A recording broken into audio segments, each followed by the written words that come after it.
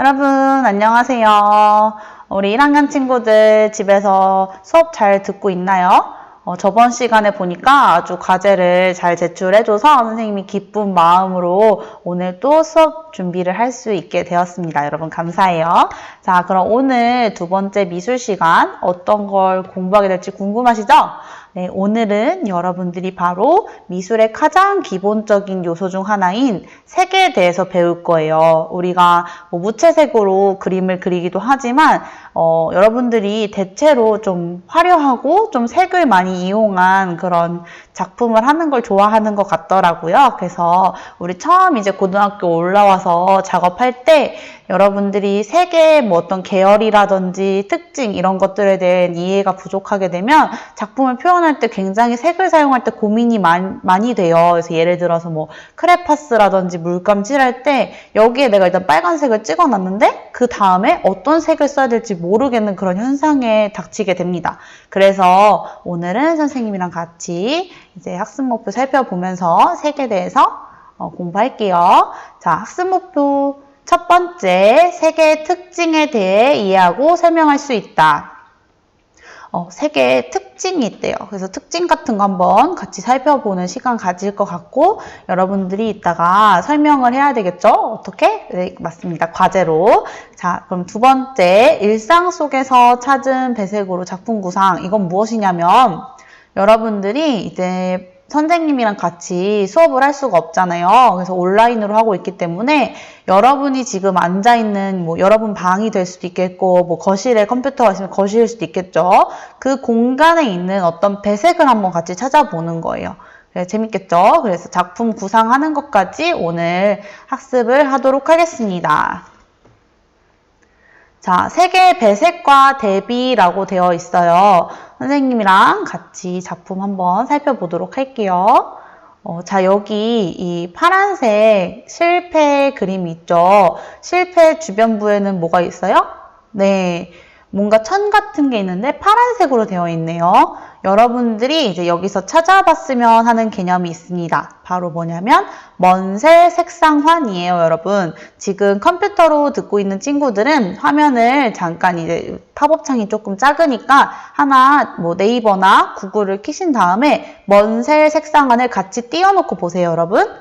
네, 먼셀 색상환을 찾아보게 되면 이제 색이 여러 가지 이렇게 동그라미에 그려져 있어요. 그쵸? 그래서 여기에 보면 뭐 빨간색, 노란색, 파란색, 녹색, 뭐 보라색 이렇게 쭈루루루 계열이 되어 있는데 요거는 이제 먼셀이라는 사람이 색을 좀 사용하기 쉽게 하기 위해서 이렇게 동그라미로 만들어 놓은 거예요. 그래서 우리 교육과정에서도 표준 색상환, 그러니까 표준 색상으로 먼셀 색상환을 배우게 되어 있거든요. 근데 이거를 일일이 개념을 살펴보게 되면 여러분들 지금 원격으로 하고 있고 직접 적용을 해보기가 어려우니까 간단하게만 볼게요. 거기에 색상환을 보시면 노란색이랑 파란색 계열, 남색이 정반대에 있을 거예요. 맞나요? 네, 지금 안 찾아본 친구들은 뭔 소리인지 몰라요. 그쵸? 한번 찾아보시길 바랍니다. 이렇게 정반대에 있는 색상은 반대에 있는 색상은 보색 대비 관계에 있어요. 보색 관계입니다. 보색이라는 건 뭐냐면 서로 반대되는 색상이에요, 여러분. 그래서 보색 대비의 정의를 선생님이 한번 읽어주도록 하겠습니다.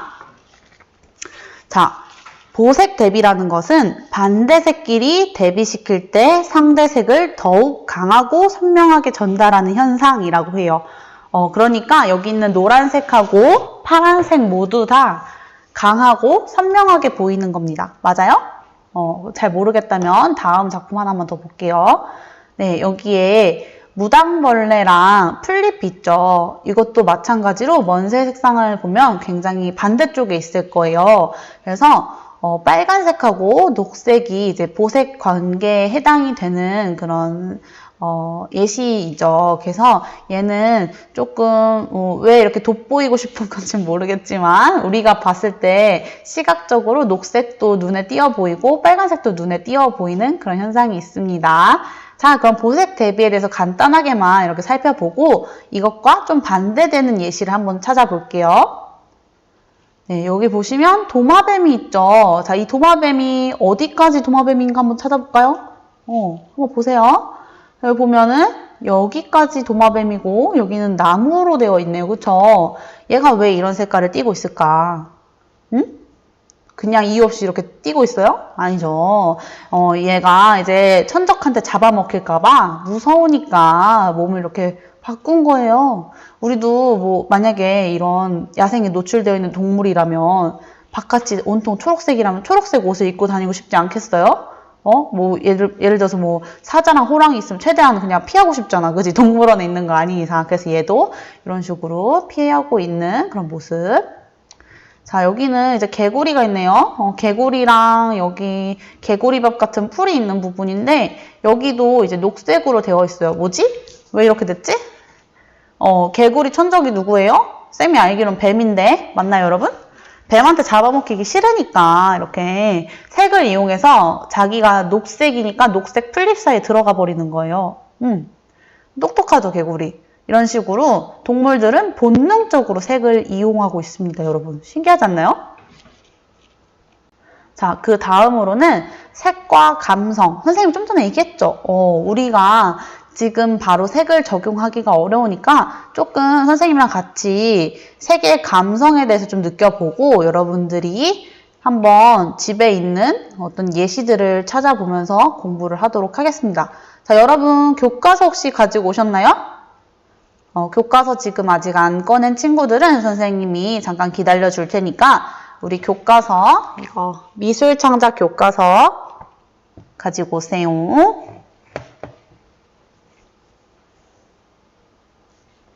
자, 교과서 가져온 친구들 몇 쪽이냐면요.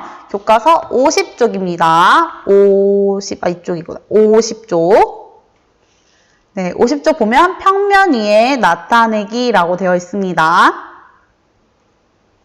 자, 지금까지 못 가져온 사람은 일시정지 해놓고 갔다 오세요. 네, 50쪽 보겠습니다. 평면 위에 나타내기. 자, 이제 우리가 평면에 나타내는 것부터 먼저 작업을 시작하게 될 텐데, 뭐 만드는 거 이런 거 중학교 때 많이 해봤죠?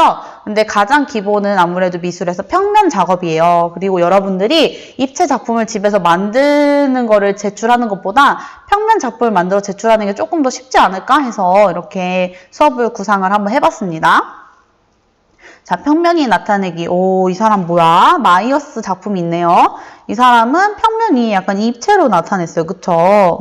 이런 것도 있지만 우리는 가장 기본적인 오른쪽 페이지 51쪽에 있는 소묘 재료로 표현하기 이것부터 시작을 할 거예요. 왜냐면 여러분들이 학교 오면 선생님 재료 같은 것만 나눠줄 수 있는데 재료가 없죠? 그래서 가장 기본이 되는 연필과 가장 기본 빨강, 파랑 이런 색들 이용해서 집에서 표현을 해볼 겁니다. 자, 소묘 재료로 표현하기 여기 한번 볼게요.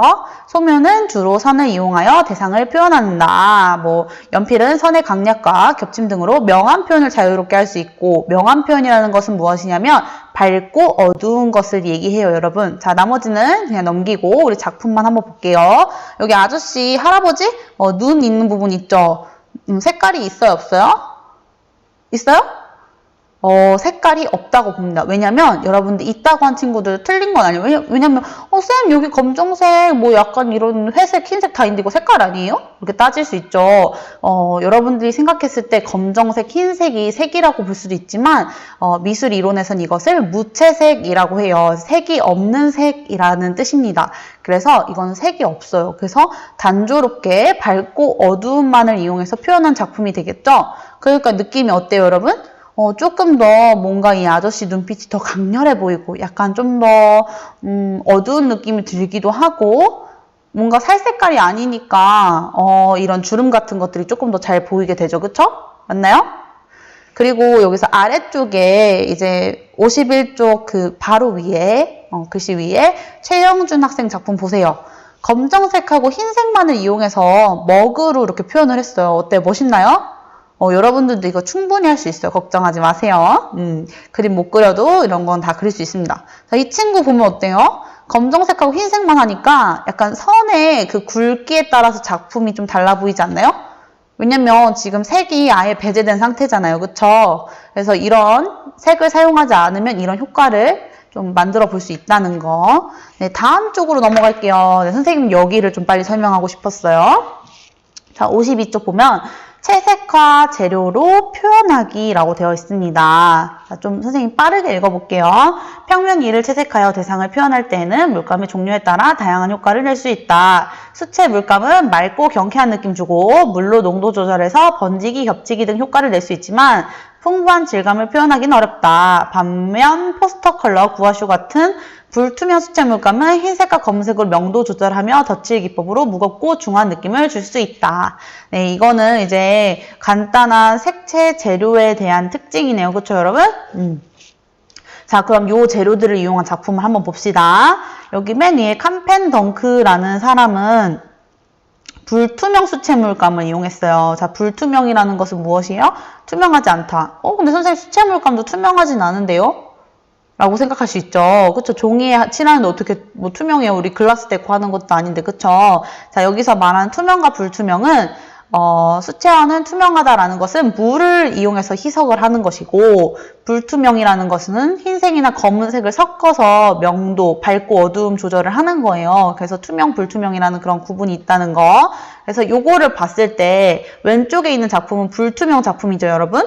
그래서 이 불투명 작품은 좀 우리가 봤을 때 좀 더 어둡고 진하고 뭔가 답답하고 아니면 뭔가 중후한 느낌이 나고 뭔가 좀 면이 더 뭐라고 할까? 면이 좀 더 두꺼워 보인다고 해야 되나? 더 많이 칠한 것 같은 느낌이 들고 오른쪽에 이제 얘도 박유진이네. 얘 결실 이 작품을 보면 뭔가 얇은 그 이파리 같은 것들 굉장히 잘 표현하지 않았나요?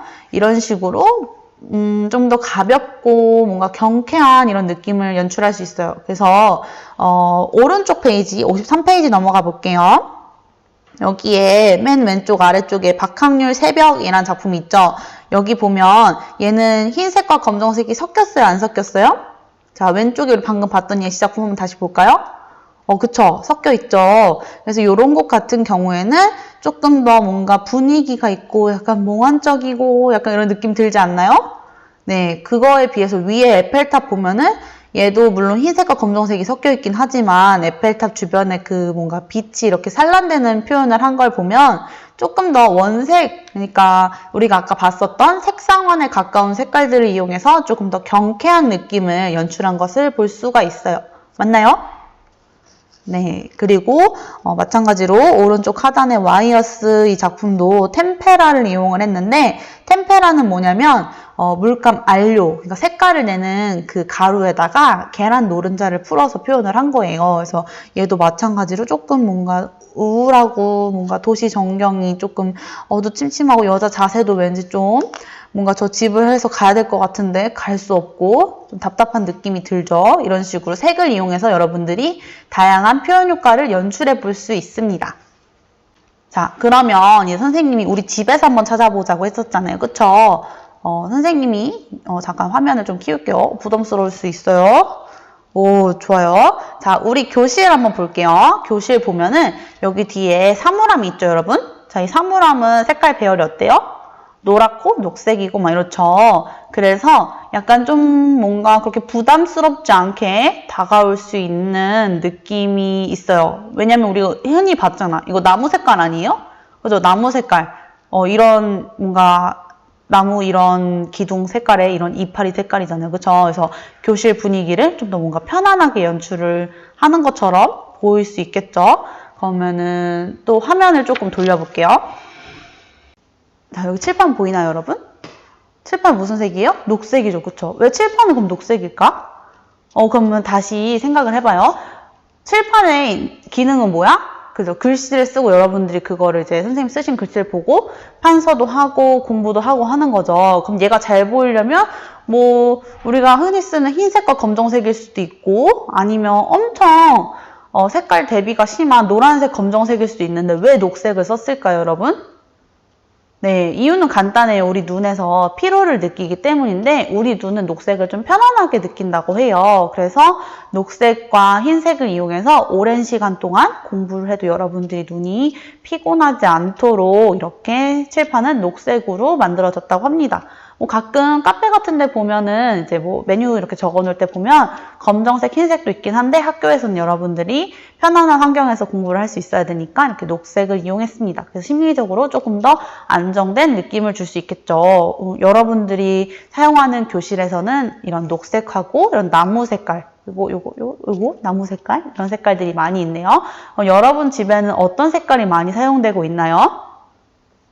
지금 내가 앉아있는 방, 아니면 뭐 거실, 지금 이 수업을 듣고 있는 곳에서 내가 색상 배색을 한 가지를 찾아보는 거예요. 그래서 한 가지를 눈여겨봤다가 이따가 선생님이 제시해준 구글 설문지 과제에다가 작성을 한번 해봅시다.